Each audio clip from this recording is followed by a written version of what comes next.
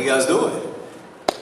Good, good. Well, wait a minute, let's try it again. How are you guys doing? Good. Yeah, we can fill up the room. Listen up, y'all.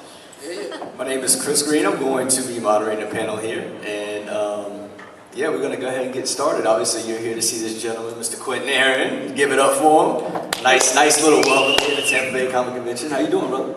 I'm doing good. How are you? Good, good. So how are you enjoying this Tampa weather so far? Oh my goodness. I got off the airport, lost 10 pounds. Oh yeah? Listen, let me tell you something, man. It is hot. But it looks like the clouds are moving a little bit. Hopefully we don't get any rain, but it's cooling down a little bit. So. Yeah. I think the evenings is pretty good because we're near the water, so it's pretty good. I used to live out here, so it takes a little bit to get used to. But Yeah. I saw that. So you're originally from New York, or you were born in New York? Yeah, born in the Bronx. Yeah. I lived there most of my life. Okay. Well, about a quarter of my life now. I'm getting old. Trust me, I feel you, man. I'm right next door to you, man. I'm from Mount Vernon, so I'm right next door to you. Okay, yeah. And then you moved to Georgia, right? Did you go to Georgia first? Went to Georgia, did the blind side. Okay. Went from Georgia to LA, then Tampa. Oh, okay. Yeah, I moved to Tampa back in 2014. I was there for a year, here for a year, and then I went back to LA for a couple months, came back to Tampa, but I stayed all over. I was in Clearwater, Brandon, Valrico, St. Pete, Tampa, Wesley Chapel. Yeah. Oh, so you everywhere. Over in the course of 4 years. I'm a nomad. I move around a lot. That's the way to do it. Now, is anybody in here from Tampa area? Or are you guys from Tampa area? Okay, so you probably seen him walking around then. It's okay, you probably seen him. I spoke at schools a lot. I went to Wing House was my jam. Like I was always at Wing House. You probably catch me there, especially during football season. The games we get in Wing House. Right, yeah. Near the stadium and in Brandon. So, what flavor is your favorite for wings? The mild. The mild? Oh, you keep it basic. The original, the honey flavor. Oh, okay. The honey based mild. Oh, you just kind of shake your head. Well, that's not the best one. What's the best one? What's the best one? I like my better those mild better. Oh, okay. Yeah. Too hot for me. I can't. Got you. Yeah, I agree. Stomach. Depending how you stomach. I hear you. Yeah, mild is good. Mild is good. So yeah, man, let's jump right into it. So did you start on the music end first, or did you start on the acting end first? Because obviously you're creative all around, but which one drew your attention first? So, growing up as a child, or are you talking about professional? Just in general, like how you even growing up, how you got which one caught your attention first, and then did it lead into that one first professionally, or did you go into the other one? Yeah. So as a kid, I was into music and movies at the same time, but it was like when I was younger, I didn't know I wanted to be an actor. I just knew I liked imitating characters that I seen. So for instance, I had my Batman phase, right, and I would run around the house with my Batman bathroom towel tied around my neck, my Batman tighty whities, right. and I'd take my mom's what do they call them, leggings or stockings or whatever, and I cut eyes out and put it over my head. That was the mask. Okay. I got in trouble for that. I know. So you was jumping on the furniture. Exactly. Yeah. You know, the Cape Crusader.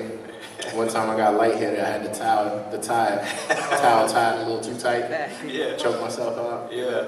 I kept falling. You know. So, but then I had my Ninja Turtle phase. Oh, we all had that. I wanted to be a Ninja Turtle. You know, I mean, Michelangelo. That was my dude. My mom had some real nunchucks. Oh. And I found out that they're not fun. Right. When you don't know how to use them, I knocked myself out. Wait a minute, I have a question. Why did your mother have did she practice martial arts? Or how did she come up with those? All right, so at the time she was dating this police officer who taught her self-defense. Okay. And he gifted it to her. Okay. But she started teaching self-defense to women in this battered women's shelter. Yeah. And because she went through something similar, you know, growing up, so she started doing that. But she had them up in the closet, and I knew where they were, and she didn't think I knew. And so one day I pushed the chair to the closet, climbed up there and got it. Right. And I'm up there, I had my Ninja Turtle backpack on. Again, Ninja Turtle tighty whities. That was my outfit. Only thing I was missing was I wasn't green. Right. You know? And I didn't have the orange eye thing. So I'm just swinging it around, doing a couple tricks, and then I try to throw it around the head and catch it with the other hand. Oh, see, no. But the hand didn't get there in time, so that it caught my face like, Yeah. you know, the chucks went flying in my head. I hit the floor. What made it so bad is that it was still light outside when I hit myself. Right. When I woke up, it was dark. So you got a nice whole day of rest. Yeah, exactly. I don't know how long I was out, but I know it went from day to night. Right. Right. I got off the floor, I put the nunchucks back, and I went and laid down. She came home, and I left the chair by the closet, so I told her myself. You know, and she came home, Quinn, come here. I come around there, I had a big old hematoma on my head. Right. Oh, so they were like they weren't the padded nunchucks. They were like the hard wood ones. It was the wood one, like. That's why I knocked myself. That thing was heavy. Yeah, well, yeah, they supposed to be. Yeah, I didn't know that. As a kid, I didn't know. Right. So that gave you the essence of started you in, imitating and acting, and I guess after you knocked yourself out, you're like, let me try something else. Exactly. You know, that was, my Michelangelo phase was over. Right. At that point. It was like, I knocked the Ninja Turtle out of me. Yeah. Then it was like, start going to church. Grandma was like, you come stay with us, you gotta go to church. So, I had that one good suit for Sunday. Right. And when I tried it on, I was like, okay, I think I'm a secret agent. And I was in the movies, I love action movies, so like I was a big James Bond fan. Okay. You know what I mean? And for some reason I kept telling my mom I want to be FBI or CIA, like a spy. And so whenever I put on that suit, that's what I am. Right. And so I would walk around the house pretending to be, I had my little fake British accent.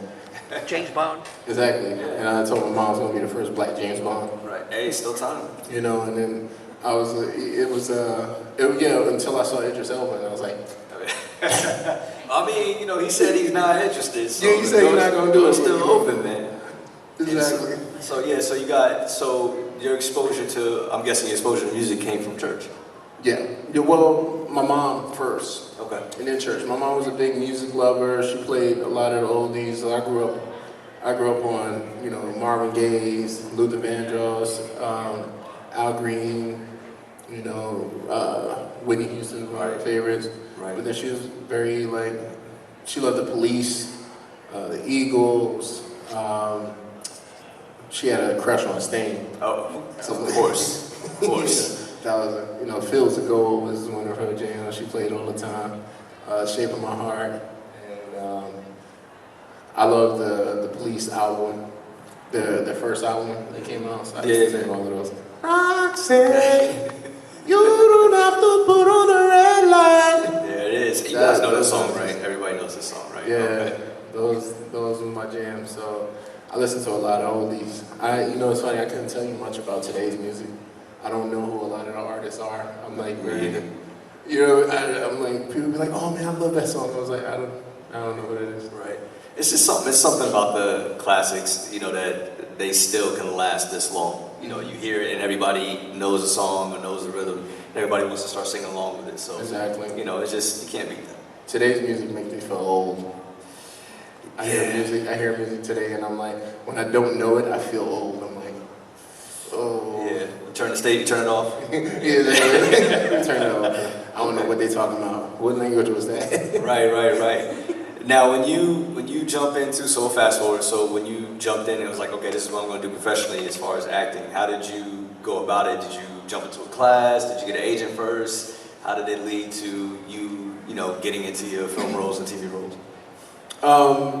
So when I graduated high school, I told my mom, and all right, so for all the kids in here, you ain't got to go the route that I went, but I told my mom, I'm not going to college because I want to be an actor. Okay. And she supported me. She supported my dream. She was like, good.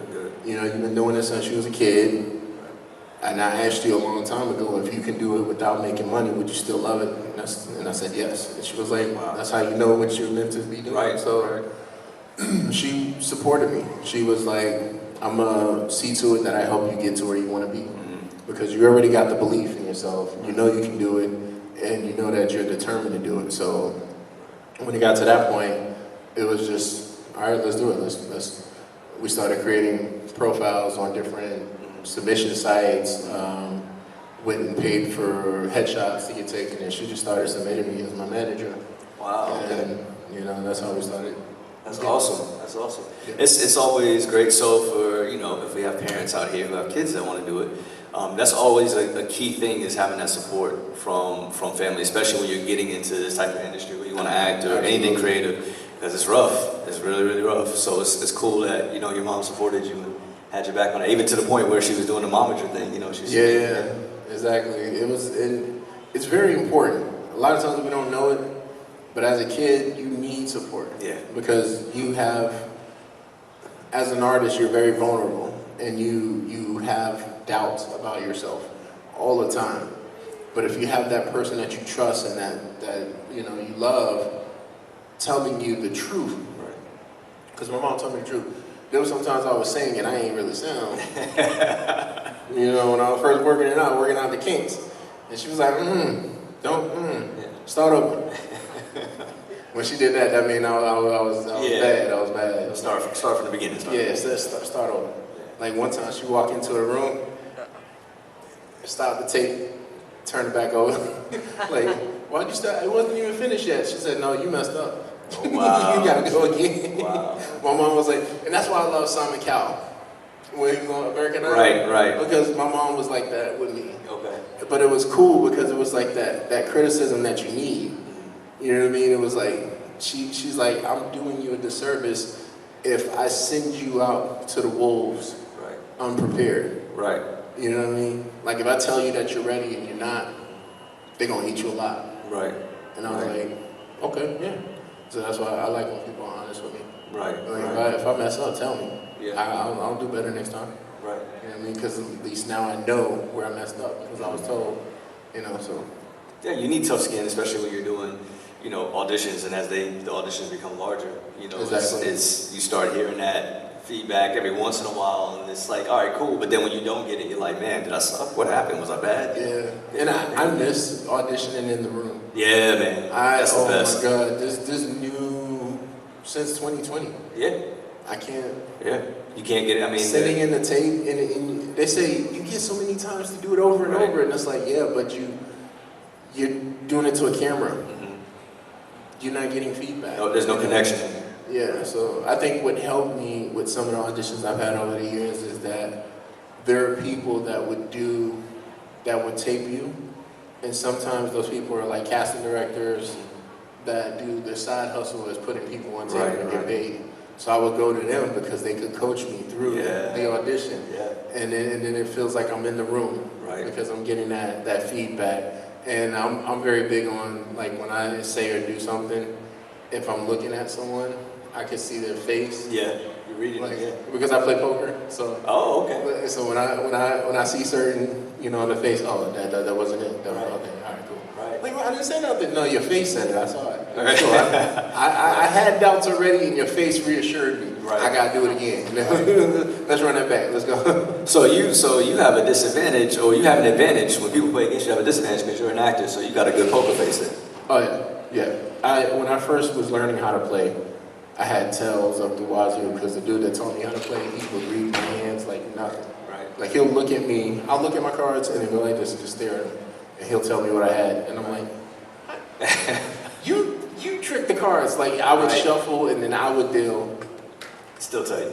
And he'll tell me what I had. And I'm like, how you do that, bro? Like, it's crazy. It's like these micro tells, micro expressions that he knows. I'm not that good at. I don't know how to read those. But what I learned how to do as an actor when I'm playing poker is I've learned how to make people read what I want them to. Right. So when I play a couple good hands out, well, I can't tell them my secret. You recorded it. They taking notes. I see it back. They taking notes. Yeah. So like when I see, first of all, when you sit down at a poker table, you spot the people that's watching, the pros. And I love sitting down with pros because they don't play everything. They play good hands, but when they're folding, they're watching. everyone else to see how they play, see what they play. Right. So when you show your cards, they're taking that information.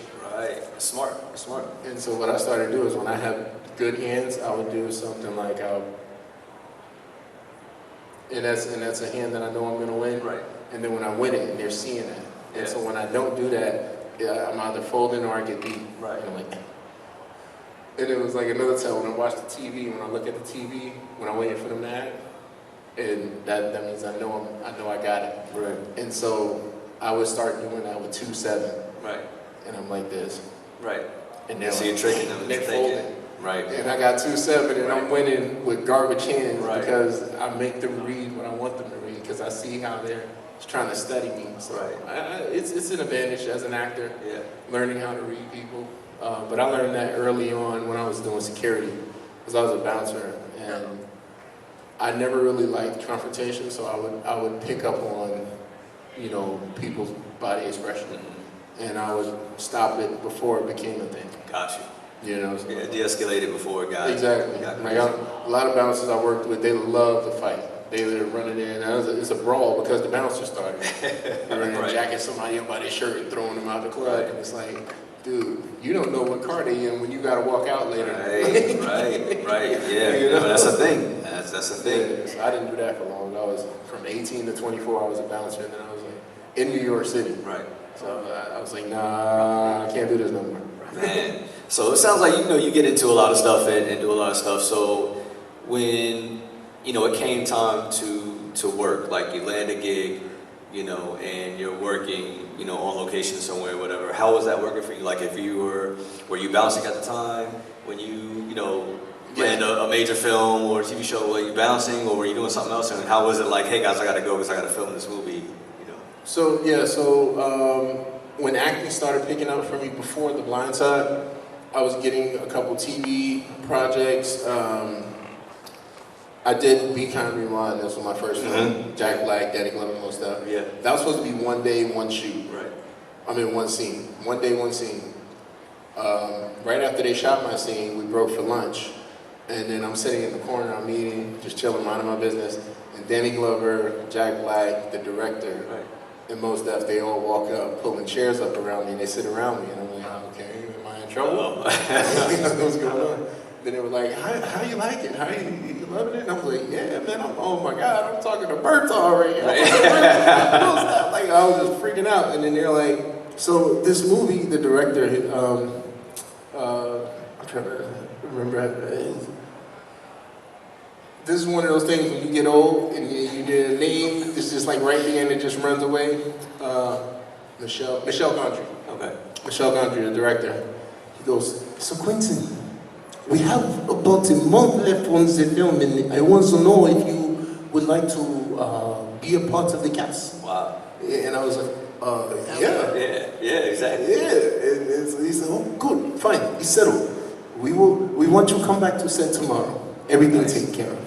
Nice. I was like, all right, cool. I get back to set. I got a trailer with my name on it and the star of it. I was like, whoa! I was taking pictures next to it. But this was 2006, so like iPhones, all that. Yeah. Social media wasn't as big. It was, we had MySpace. Yeah, MySpace. Like Yeah, I remember that. You had your top 8. Yeah. Exactly. Some of y'all looking at us like we're crazy. You don't know what we're talking about. Yeah, I know. It was like pre-Facebook. It's okay. Yeah, exactly. Like MySpace came out and then Facebook. Yeah. But it was so crazy because I was on set and I was like looking for someone with a phone with a camera on it to take a picture of me in front of my door with the star and everything. And I remember I took my first selfie with Sigourney Weaver. Wow. On that set. And it was so crazy because like she's tall. She's like 6 feet, 6'1" or something like See, that. that I did not know. I mean, she looked tall, but camera angles could be deceiving. So she's actually tall. She's tall. Wow. And there was one day we're standing there in a scene where everyone is gathered up outside the video store. I don't know, for those of you that didn't see the movie, it was briefly put as a movie where Mos Def was running Danny Glover's video store, like where they had VHSs, like VCRs on before your time, all these VCR tapes and stuff, and they tried to do this new thing with DVDs and stuff. But Jack Black walked into the video store one day after he got electrocuted and kind of demagnetized all of the VHS tapes and erased everything. So they took a video camera and acted as the characters in all of the movies and reshot them, and so it became popular and people started coming in and renting the movies that they were doing. But they didn't get licenses from the company, so the city came in and destroyed everything, and so Sigourney Weaver's character was playing that person that comes in and destroys everything. But the day we're standing there on the set, and she's standing next to me, and I'm like, this is Sigourney Weaver, girl. I'm like freaking out. And she goes, you are so tall and handsome. And I was like, who's that? I'm like blushing. And she's like, can I get a picture of you? And I said, yeah. And she took out y'all remember the portable, like the, what do you call those cameras? The disposable camera. Oh, okay, yeah. Yeah. Stick that out and then held it like this and said, that's hilarious. And I was like, yeah, that was my first selfie. That's awesome. That's awesome. That was so cool.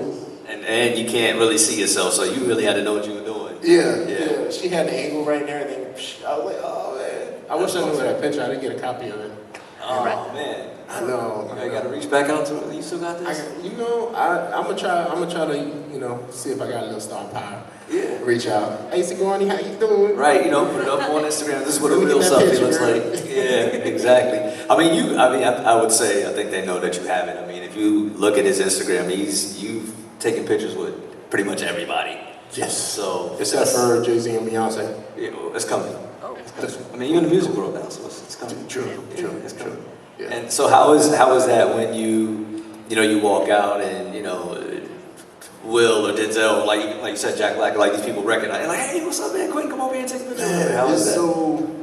It's so crazy, like trying to get used to. I remember one time I'm walking, I'm getting ready to go. This is a funny story. So we getting ready to go to this club in LA, BET weekend, and Drake comes out. Oh no. And he walks by everybody, he said, yo, what up, big dog? And gave me a five and jumped in the car. And I was like, hey, what's going on? I never met him before. Yeah. But, He knew who you were. Me up and so people were looking. So we're getting ready to go in the club. Security sees me. He goes, hey, man, who you with? I had 5 people with me. My brother was standing right behind me. So his head is like right there on my shoulder. I said, 1, 2, 3, 4, 5. All right? And then a couple seconds passed. He asked me again, who you with? 1, 2, 3, 4, 5. Oh. Now I'm 6'8". Right. I reach back to what I thought was my brother's head. Uh-oh. And I'm like, it's kind of pushy, and I look. It was a breast. Oh. I was, sorry. It was like a 7'1" chick. Like, she looked like a linebacker. And she had on heels, and she was standing. She said, it's all right. I was like, huh. My bad. I thought she was going to hit. I said, please don't hit me. I didn't. Right. Where's my brother? Yeah. I was standing over there rolling. Like, That's funny. I was like, oh, man. She made me dance with her when we got inside. I mean, I had over her dance. I grabbed the titty. I had to. You gotta dance with her after that. I mean, at that point, you owe her a dance. I got 100%. Okay, so it's great because you have that. You got somebody. It's not a 7-foot woman. It's not a 7-foot woman. Man, PTSD. Yeah. So I noticed something else. We're gonna get it. There's 2 more things I'm gonna get to, and then we're gonna open it up to questions for you guys. So there's something I caught on your page, and I don't know, maybe this was like a one-off thing, but I gotta ask you about it. So I saw on your page that you were throwing a bowling ball around on the lane. You had a little form to you, so you bowled a little bit, huh? Oh yeah. Well, it's been a little midget since I threw the ball, professionally. Yeah. Last time I bowled, matter of fact, my brother beat me, so I don't want to talk about that score. Oh, okay. But yeah, it's been a minute, but like I bowled on ESPN a couple times. Oh wow. And actually won. Oh really? Both times, yeah. So one was Chris Paul had his invitation. Yeah. And he did. I was there at the event, and they asked me if I wanted to bowl in the celebrity shootout. I was like, yeah. Cool. I was like, cool. So they gave me a shirt. Shirt didn't fit. It was like, man, can I wear my hoodie over it? Right. So the hoodie zipped up over it. It was like 2013. It was like 10 years ago. And so I'm up there bowling. I'm just sticking around every frame. So like celebrity shootout is like the lowest, number on each frame is eliminated. Right. So I was sticking around, I was beating everybody. A couple times I almost got it, like Kevin Hart. It came down to me when me and Kevin Hart was going against each other. He shot a 7. Yeah. He said, oh. No, he shot a 6. And he was mad. And then I come on, he's like, Quentin, who are you, son? It's like, it's on the internet, you can see it. Like, who are you? There's winners and losers. Right. Who are you? He's trying to psych you out. Exactly. I said, I'll show you who I am. Yeah. And so I threw what I thought was going to be a strike. Right. And it almost went in the gutter, but it hooked back around and knocked down 7. I was like, I beat him by a point. Wow. He was like, so he almost got to you. He almost got me, but like I still beat him. And then I gave him a hug afterwards. His head was like on my stomach. Yeah. He's like 5'1", Yeah, 5'2". He's short. Yeah, he's tight. He's tight. Exactly. That was funny. And then it came down to me and Chris Paul, and he threw a 9 and I threw a strike. People don't know this about Chris Paul. The only reason why I asked is because I went to school in Winston-Salem. And School with him? No, in Winston-Salem. I was at school before him. So older, yeah. So the bowling alley, I used to work at a bowling alley, that's why I asked him also bowl. So, okay. And my parents started out with that. But the funny thing about Chris is, people think, athletes are good at so many sports, but like some sports they're not that great at. And he used to come into our pro shop, and we actually would work with him and drill his equipment and work with him and stuff. So he started getting pretty good, like real serious. And I was like, all right, I'm about to challenge this guy. I know I can't beat him in basketball, but I can try him. So that's awesome to see that you're involved with that, because people think bowling is easy. It's not. It's not that easy. It's not that easy. And then when you get tired, your form changes. Yep. That little bit of form change could shift your shot so much that you stop. Like, I remember I was going for my first 300 game, and it was in a tournament. It wasn't like a celebrity tournament. It was a bunch of bowlers. Right. And frame 7 shot strikes in a row. Everybody's watching now, and I'm like, everybody gets quiet. And so I'm the opposite. When people quiet, I need them to make noise. Right. So I say, I'll make some noise. Yeah. Frame 8 come around. Everybody cheering. I threw it perfectly right down the middle, and then the thing just kept going. Right again. I was like, everybody's like, oh. And he was like, yeah, you should have let us be quiet, bro. Right. And that's tough. So for those who don't know, bowling at 300 is the equivalent of getting like a hole-in-1 in golf. Yeah, it's hard. It's not easy to do. And the messed up thing about it is that I was gonna pick it up. Yeah. Go straight down in the pocket and barrels through and only knocks down 5 pins. Wow. How? In the pocket. And you're doing the same thing. 5 pins. I was like, somebody playing. Right. Somebody who's wishing against me right now. They need to stop it. Right. I'm still gonna win this game. So, and then strikes out the rest of the game. Right. I was so mad. Wow. I was like, that 8 frame. Yeah. It haunted me to this day. That stopped me from getting my 300 because that's the only thing that kept me from it. So, I'm gonna get it one day. It's tough. The good thing is, there's a lot of stuff that I've seen you do, and I'm like, man, I want to work on that. Man, I want to work on that. Watched you in your film, and I'm like, man, and I know some of the actors that were in there because you guys were in Atlanta. I'm like, yeah, but see, now I know that I have something that he doesn't have because I actually have a 300. So, but I almost didn't get it. I almost got a hole-in-1 though, too. Yeah, see, all right, we're going to move on to the next thing because I'm feeling bad right now. He's doing all this stuff. So we actually going to open up. We'll have anybody that has any questions come on up to the mic right here and feel free to ask. If you got, I don't know if you can adjust that or if you need to, whatever, it should be able to, or you can just take it off the thing, it's fine. I'm pretty loud. Is it picking me up? Yeah, a little bit. All right. Quinn, awesome seeing you, big fan, man. I just was wondering, one basic question, how it was to work with Sandra Bullock, and then as a follow-up, I was wondering if you were able to personally identify with any of the character traits of Michael Oher. Ooh, that was a good question. Yeah, that was good, man. That's a very good question. All right, so question number 1, it was amazing to work with Sandra. Sweetheart, beautiful, funny, sophisticated. She created this game, I was telling somebody earlier, where on set, whenever someone has an emotional scene, we gotta fake slap them, right? but we didn't tell the producers, directors, camera guys, none of them. It was just amongst the actors. Oh, okay. So who had the most emotional scenes? So Right. there was one thing. She's like tearing up or whatever, and I said, "Come here." And I was like, "Be quiet," and I hit my hand. But from the way it was filming, They thought you hit her. and she reacted like, "Oh," I act like I hit her perfectly. They flipped. What the cut? What's going on? They were freaking out, and she starts laughing. It was like, "We got you." Like, the director almost lost it. He was. Man, yeah, I'm pretty sure he probably want to have a heart attack. It was like you just slapped Sandra Bullock. I don't know if that's Like, "Quick run!" Nah. I was like, she did it. She did it. That's the good thing. You can blame her. She did it. She did it. It was her. Idea. But yeah, that's the type of person she is. She was so fun to work with. I was so nervous the first couple days, and she just like made it easy.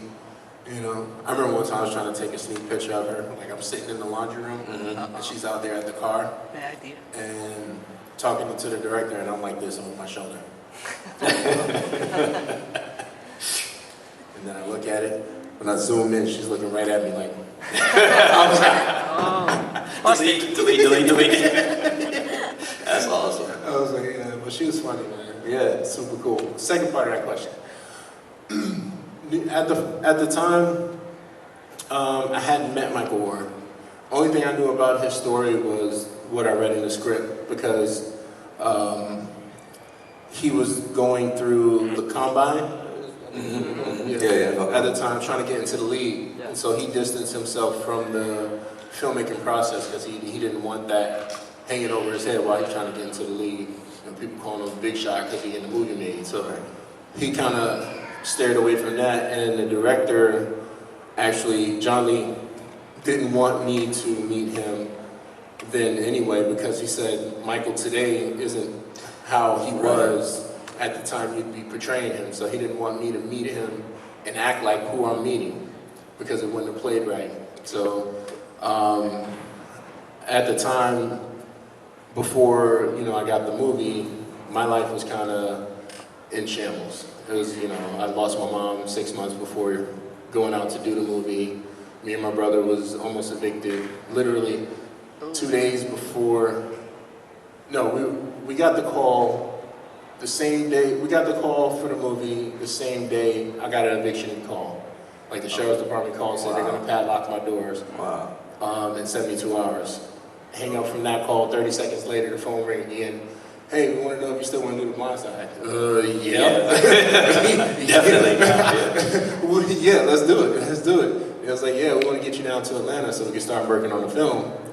I was like, get you down to Atlanta as soon as possible. I said, fine, as soon as possible. And he was like, we get you down there in the next couple of days. I said, I can come tomorrow. So it was just, it was one of those things where right in the nick of time, my life changed. Went from 0 to 100. Right. So that's awesome. Thank you, man. Good question.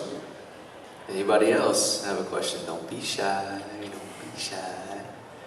Because if not, we're gonna make you guys sing like "Row, row, row your boat" or something. Yeah, I guess they want to do that. Actually, at this time, I want to actually make an announcement to everybody that's here. Ooh. If y'all go by my table, you'll see this big banner standing up by it. That's actually my first single. That I was going to ask you about that. Yeah, you just dropped that. Yes. Yeah, it released a month ago. It's called "Lead with Love." It's an inspirational song. Right now, it's playing on several gospel and Christian and alternative music stations throughout the country and everything. So I'm excited for it. Go download that. It's on all platforms. So you heard it already because I saw you reacted. So you liked it, huh? So Yeah. good. Oh, awesome. See, there you go. Yeah, make sure you guys, because I was getting ready to bring that up. So how did you settle on that song? Did you have that song already written? Did something? What inspired you to do that? Let's just say that. It was the first song I wrote. Actually, yeah, I wrote it back in 2021 during that hurricane. What was that hurricane that hit New Orleans? Oh, Katrina. No, 2021. Recent. Oh, okay. It was. They said it was. They compared it to Katrina. They said it was like the worst one since Katrina. Right. Was it Ivy or Laura or Ian? Was it Ian? No, Ian? Ian was here. But I know which one you're talking about. Yeah, they got hit again. They got hit pretty bad. Yeah. And so my brother, we were living in Louisiana at the time, and me and one of my business partners drove out to Texas for some interviews we had in Austin. Didn't watch the news. I wasn't looking at the news. Had no idea a hurricane was coming. 6.5 hours into the trip, my buddy's ex-wife called, and she's flipping on him. How could you leave your kids in this hurricane? What is wrong with you? And he's like, what? What are you talking about, hurricane? It's on the speaker, so I hear it. I'm like, what are you talking about, hurricane? Wow. And I started looking on the phone, and it was set to come right where we were. Oh, like the eye of the storm went right over our, Mandeville, Louisiana. Is like right outside New Orleans. Mm-hmm. That's where the eye of it hit. I'm like freaking out because my brother was back home, and I could have brought him with us, but he didn't want to go. Right. And I had no idea about the storm, so we were like, we was only supposed to be out there for 2 or 3 days. We were stuck out there for 2 weeks because the roads were messed up. We couldn't get back. There was no power, and my brother stuck there, and I couldn't get in touch with him. And so I'm just freaking out. And then one day, sitting in a hotel, I just started hearing this melody in my head and these words, and so I started writing it down. And I contacted my buddy in Nashville and asked him to make sense of it. And so that's what turned into Lead to Love. Wow. That's amazing, man. It's always great to get inspiration from, and it randomly just comes up. You know what I mean? Like you're just sitting there, and as you say, you hear a melody or you hear a song or you hear something, and the good thing for you is that you put it out there, because I know sometimes we'll hear something, it's like, oh, I'll get to it later, and then you forget, or it's like you never really get to it. Yeah. So it's nice that you honor that impulse. I was like, you know what, I'm gonna make this and put it out. And yeah, you said you dropped it June, I think. Like, was it June? Yes, June 23rd. So like almost. Oh, exactly. A little over a month. A month and 5 days ago. Yeah. A month and 5 days. Yeah. Past the first month. Yeah, it's pretty cool. And I performed it a couple times since, and it's been getting a lot of good reviews. A lot of people loving it. Good. I got a standing ovation last night. Awesome. I just performed it at a gala for my manager's foundation. Oh, wow. Yeah, so that's what I was doing. That's why I got here late today, because I literally performed at the gala last night, got out of there, went home, packed up, went to sleep at 2:22, woke up 3:33. Wow. Wow. So I had to drive an hour and a half to the airport, park, go and check in and fly here. So I had a 7:30 flight. Yeah. Went to Baltimore, came here, and been running and gunning since I got here from the airport. Man. Well, you look fresh though, man. You don't look tired. I try. You look fresh. I gotta stay young. Yeah. I've been lifting weights again, though. I'm trying to get my trying to get my muscles back. Oh, okay. I mean, so let me ask you about that, football-wise. Is there a particular, do you want to play another known football player? Do you want to play another football role? Is that something that you are interested in? Or? I mean, if another football movie came up where they wanted me to play it, the money would have to be right this time. Right. My body gonna be like, man, what you doing? Right. My knees gonna be like, we ain't talk about this. Hold on. You gotta get the stunt double in. Exactly. Okay. The last thing I want to ask you about, man, was, so I saw you have your foundation, right? Don't you have do you still do that? And, not at the moment. It was disbanded a couple years ago. Okay. But I still do talks. Right. I still do motivational speaking. My message has shifted a little over the years, though, from being only about bully prevention to more so encouraging kids to follow their dreams. Right. So I like to say I'm a dream chaser, and I inspire people to do the same. You got one life to live. Why not live it? Right. Doing the things you're most passionate about. Right. Getting that belief in yourself and going after it, because it's your time. Yeah. It's your time. We have so many obstacles at our disposal, and a lot of times we don't know to take advantage of them because we take them for granted. We feel like they're always going to be there. Right. And it's not until sometimes you get put in that situation to where those things that was always available to you were no longer there, that you start to see the significance of it or the importance. And I've been in that position more times than a little bit. So I'm at this point in my life where now I'm just like thankful to God for everything that He's given me, and just never trying to take anything for granted, and always going after what I want to do. You know, I feel like you're only as old as you allow yourself to believe that you are. You know, I'm about to be 39, but I don't want to feel like I'm 39. I don't want to say that I look 39. You know what I mean?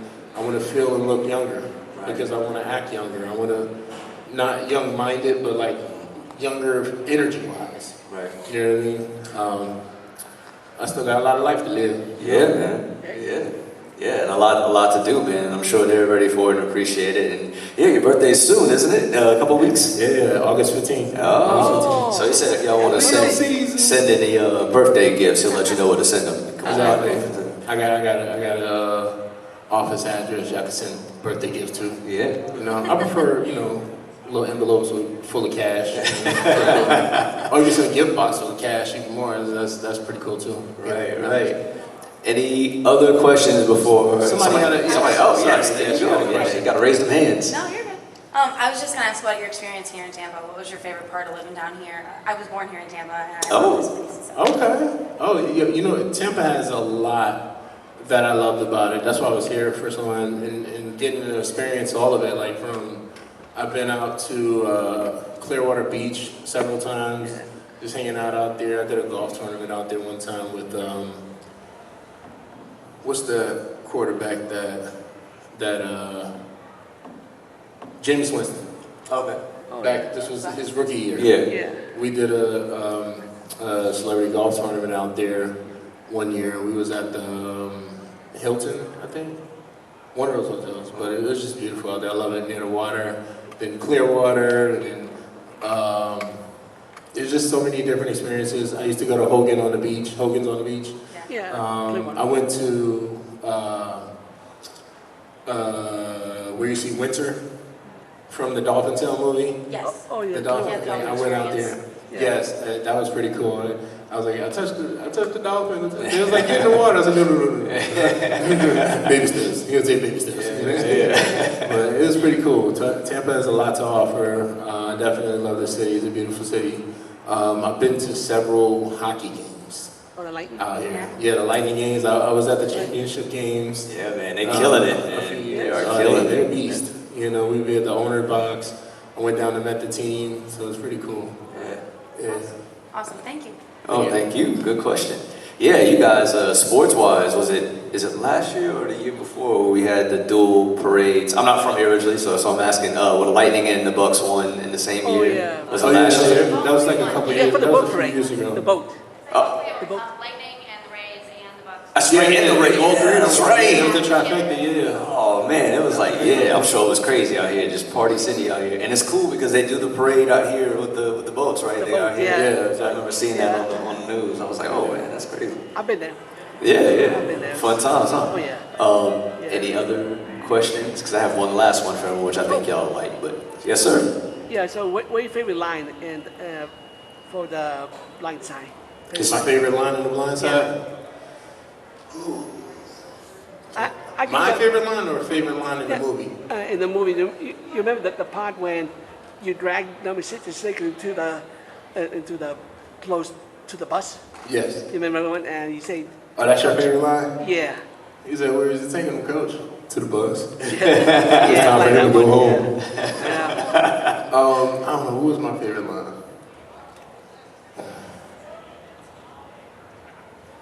My favorite line? I don't know. All right, what I'll tell you about one of my favorite scenes. Yeah. So one of my favorite scenes in the movie, because, you know, in movies you shoot over and over certain scenes.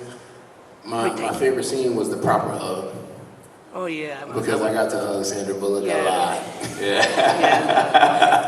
And she seems like she gives a good hug too, man. She looks like she's one of those like squeeze. You know how some people hug you and they squeeze you. She seems like she would do Big that. old good hugs, and I think one of the takes, it was like probably like take 12.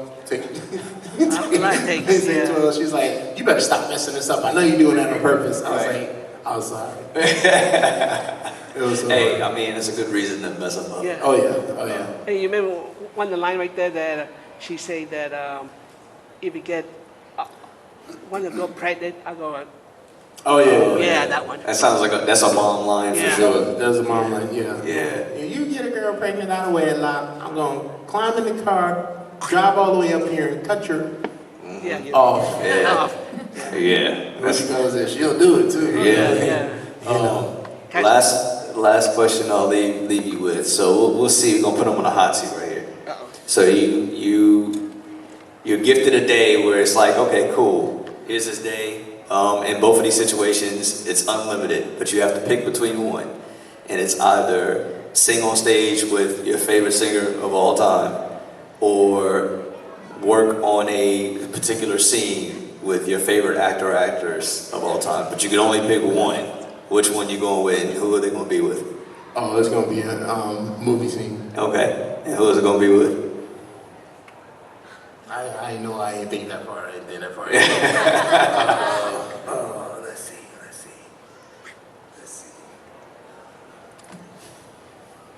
Pressure I is on. mean, so all right. So just I was telling somebody this story earlier.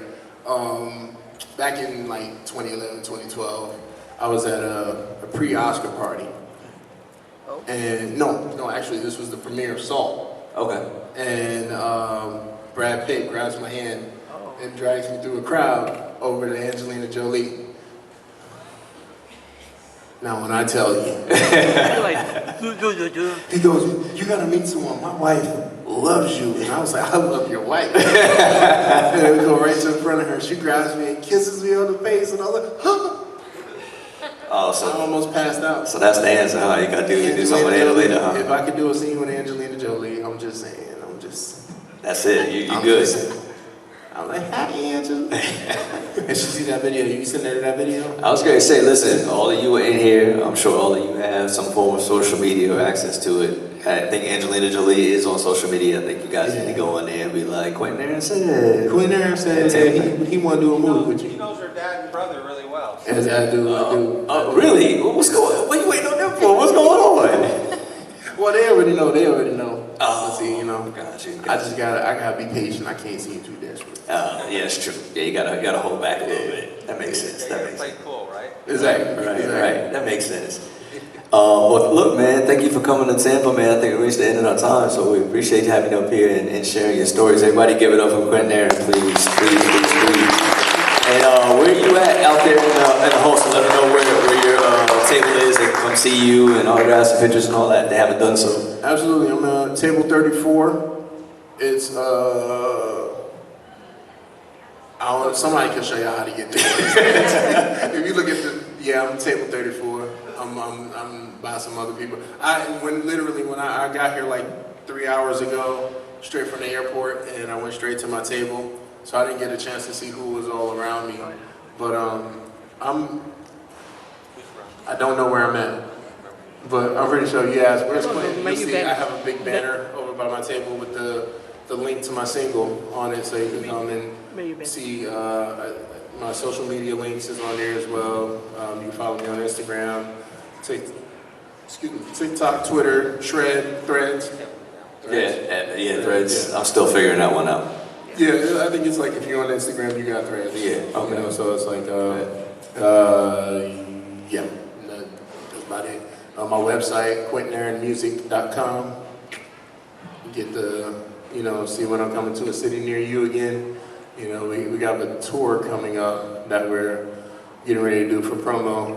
You're gonna be hitting different cities and playing the single on the radio and, probably singing at some venues and stuff like that. I would sing for y'all today, but my voice is still like crazy from last night. You gotta go by the table to get that. He'll sing for you at the table. There you go. Yeah, exactly. But yeah, thank you guys for coming out. Thank you. Yeah, thank you all. Enjoy the rest of the convention, and make sure you go by and see Quentin. Thank you guys. Yeah.